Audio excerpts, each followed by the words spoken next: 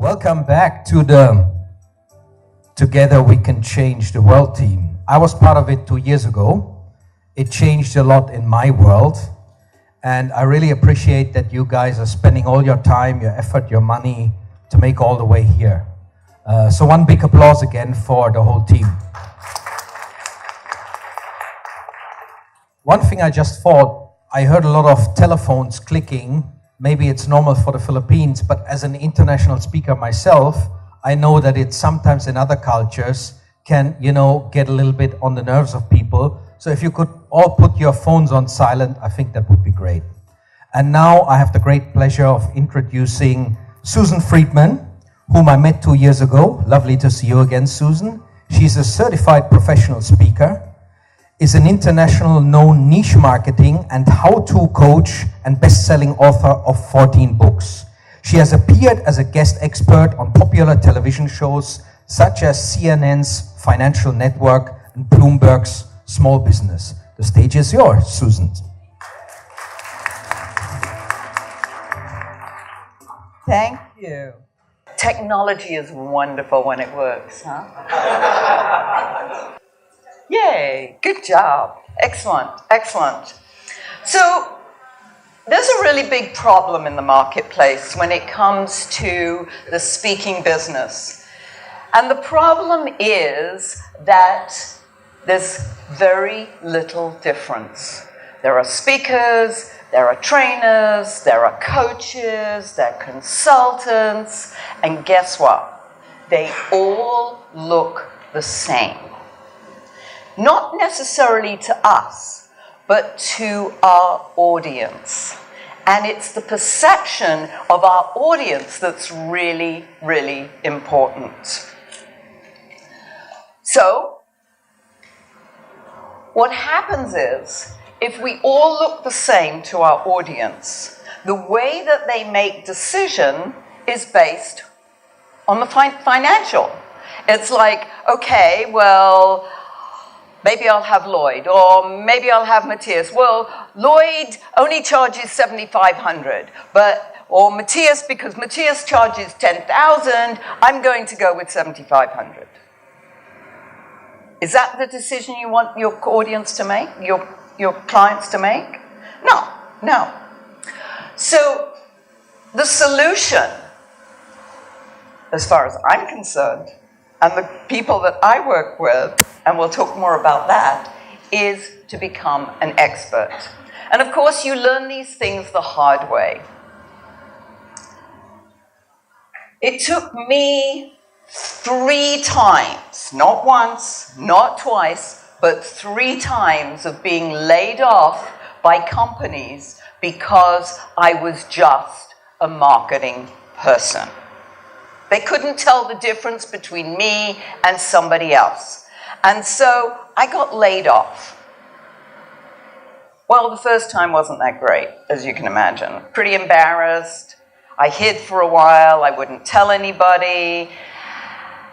By the second time, I was starting to see some humor in this. By the third time, I really saw the humor in this, and I thought, there's somebody who's saying you need to make a different choice.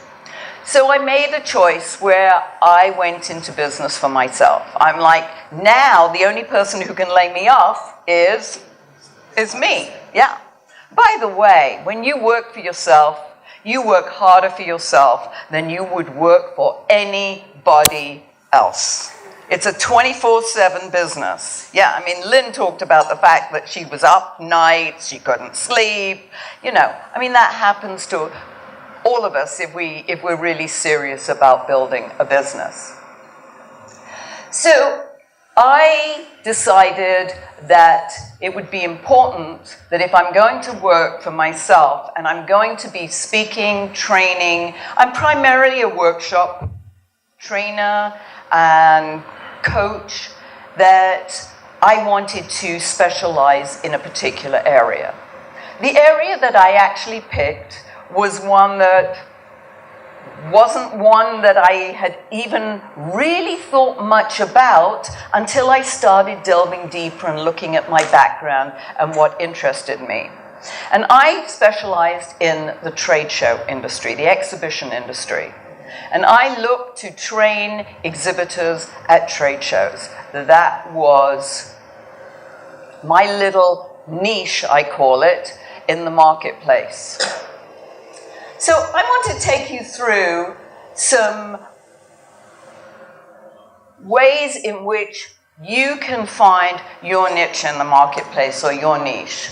I wrote a book called Riches and Niches, How to Make It Big in a Small Market. And when I was writing the book, I needed to come up with a word that said what somebody who specializes in a niche market was, and I came up with the word nichepreneur, and I did trademark it for that reason. So some of the benefits for doing that. One, you're going to have fewer competitors.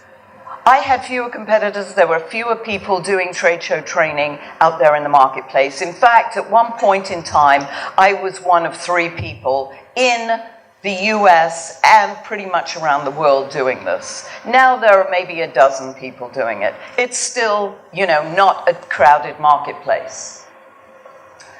It's much more efficient when it comes to marketing. It's going to be much easier for you to market yourself when you have a focus area, a target. Whoops. And it's more profitable. Guess what? When you are one of the few people doing what you do, and you create the products, as Jean Marie was talking about earlier, you can charge a lot more. Just look at the difference between, I'm saying how it is in the States, and I'm going to assume that perhaps it's the same here in the Philippines. If you take a doctor who's a generalist versus a doctor who is a specialist. Somebody who's doing internal medicine, a general doctor, may not earn as much as, let's say, a pediatric cardiologist, because he or she is highly specialized. So when you produce product, you're going to be able to charge a lot more because there's not much else on the market. In fact, when I produced product in the trade show industry, there wasn't anything out there. I was the first person who got published in that industry. So guess what? People bought what I sold, and I could put a price tag on it. I put things together and I charged $50, and people were like, how could you do that? I'm like, because there's nobody else doing what I'm doing and producing the material that I'm producing. Guess what? I had a market there. It's easier to get visibility in the marketplace when you stand out more when you're fewer people to against. So the importance of target marketing is dividing up how you find your marketers. You take a market, you divide it up into smaller pieces, and then you focus on one piece in the marketplace. So let's take an example. So let's say you want to specialize in the female market. You look at all the people in the female market, baby boomers, entrepreneurs, stay-at-home mom, corporate, teenagers, seniors, healthcare professionals. Let's say you want to look at the healthcare market. But that's what I call a target. You've cut a pie up into pieces, and maybe you've only cut it up into 8 pieces. But if you want to find a niche in that marketplace, you're going to have to cut it up a bit further. So if you do that, you look at the healthcare environment and you look at all the different types of people who you could find in the healthcare environment, and then you focus in on one particular group of people. Now, once you've decided which one you're going to focus on, that's when you can start developing the products, the talks, the coaching, the workshops based on the needs out there in the marketplace. Jean Marie talked about the fact that she sells programs prior to producing them because she's found out what her target market wants. Like she gave us that great example of her boss, Lockheed. wanting that, whatever he needed, the logistics package or strategy. So the same will happen to you when you find out what your target audience wants and needs. So how do you find your niche or your market? When I was writing my book, The Riches and Niches, and by the way, it was based a lot on the way that I structured my business as I built it over 25 years to become what I call a quasi-celebrity in the trade show industry. Nobody outside the industry knew who I was. That didn't matter. I didn't care. It was people within the trade show industry who I was interested in, who were my, let's get the English correct, who were my target market that I needed to be appealed to.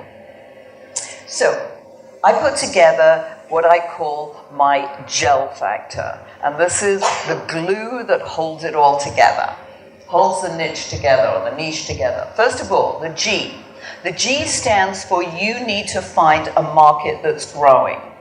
So in the US, and again, you're going to have to look at what are the growth markets here in the Philippines if you want to work within the Philippines, is, these are some of the growth markets in the US.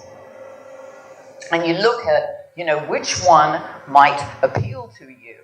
Or, better still, the E in the gel factor stands for experience. You look at where you actually have experience in the marketplace, and you take that experience, and then you can say, hey, maybe I did work in healthcare, or maybe I did work in education.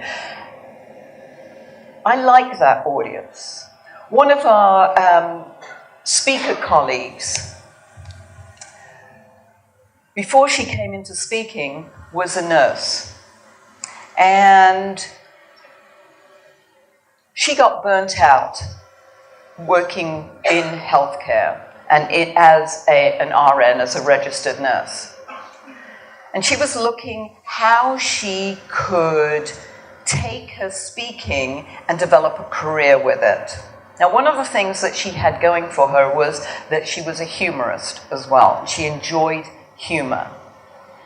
But she wanted to stay as far away from healthcare as she could.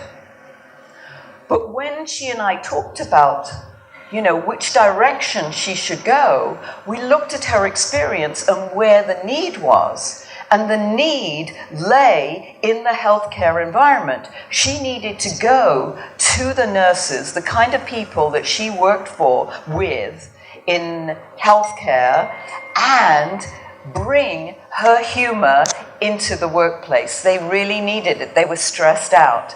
So that's exactly what she did. She took her experience into that environment. And so she could marry the two. And she was able to build an incredible business out of going to nurses, healthcare professionals, taking her humor into the marketplace. So look at your experience, places you work for now. What kind of experience do you have that you could take and marry it with what you would like to do? And then finally, the L stands for love. You better love the environment that you work in, because if you don't, you're going to get burnt out. As I said, you're going to work harder for yourself than you work for anybody else. So the importance is that you really love the people who you work with. Like Karen, the lady I was telling you about, she loved healthcare. Well, she loved nurses because she was one of them. And then she got the credibility because she was one of them. She could go and talk to them because she understood their environment and they knew she understood their environment. So look at where you're coming from and what you love and what environment you like. You've got decisions to make with regard to your topic, whether you want to niche by topic, leadership, sales, education, If you go into a particular industry, is it healthcare industry? Is it the education industry? Is it the trade show industry? You know, what industry is it that you could go into? Or you could go by topic and industry. So let's say, like I did, I took sales and marketing into the trade show arena. I didn't call it sales and marketing. I called it interpersonal communication skills. I called it trade show training. But what it was sales and marketing and interpersonal communication skills. I just wrapped it in a different wrapper. Or you can go by geography. We've had speakers who wanted to stay in their own town because of family. They didn't want to travel very much, so they developed their business in their area. So if you want to stay in Manila, or if you want to just stay in the Philippines, then you would look at what you could do within the area that you want to. Or the different style. Do you want to be a keynote speaker? Do you want to be a workshop? Do you want to be a consultant? Do you want to be a coach? What do you want to do?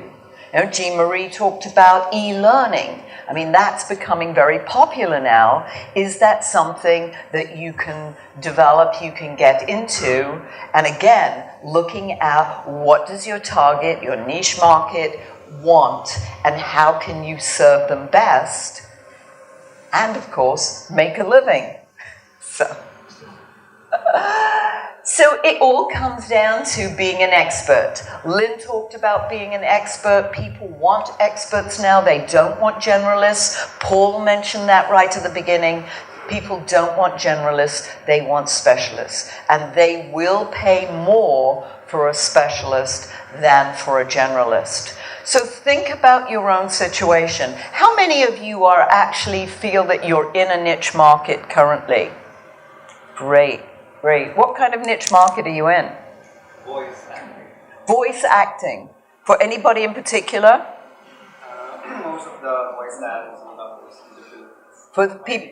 I have a school for voice. You've got a school for voice acting. Who else put their hand up? Yes, sir. What did you? Yes. Sorry? Drop shipping. Drop shipping. Okay. For a particular industry? Like dress selling dress, like a TV website that comes. Okay. Okay. So you look at where there's a need, where what you offer makes a difference, and then people will come to you because you're the only game in town, that they can't go anywhere else, and they'll just come to you. Okay? So I've got a little gift for you. If you would like a copy of 10 questions to find your niche market, or you would like a copy of my Riches and Niches book, I will send it to you in a PDF format. Then just either give me a card with your information, you know, what you want on there, or you can just email me at susan@richesinniches.com. And it would be my pleasure just as a thank you for being here and being so generous to us. So thank you very much.